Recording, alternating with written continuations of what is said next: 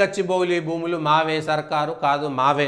ఒకవేళ సర్కారువే అయితుండవచ్చు, తప్పలేదు. గతంలో చంద్రబాబు నాయుడు హైదరాబాదు చుట్టుపక్కల ఉన్న భూములన్నీ కూడా చంద్రబాబు సర్కారు, అంతకుముందు సర్కారు, రాజశేఖర రెడ్డి సర్కారు, కిరణ్ సర్కారు, రోషే సర్కారు, కేసీఆర్ సర్కారు, ఇప్పుడున్నటువంటి సర్కారు, ఎవరైనా సరే హైదరాబాద్ చుట్టుపక్కల ఉన్న భూములను ఎవరూ కాపాడలేకపోయారు. అందరూ ఎవరికో అమ్మేయడము, ఎవరికో దారాదత్తం చేయడము, లేకపోతే ఇంకొకటి చేయడము.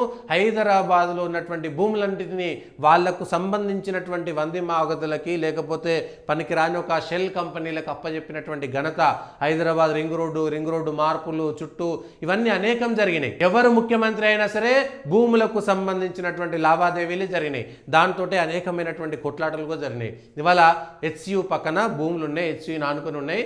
హెచ్సియుకి అది వేరే భూమి ఇచ్చారు కాబట్టి ఈ భూమి సర్కార్ది అన్నారు. ఆ తర్వాత చంద్రబాబు నాయుడు బిల్లీరావుకి ఇవ్వాలనో, ఐఐజీకో, ఎవరికో ఐఎంజీకో ఇవ్వాలనుకున్నారో, అయిపోయింది.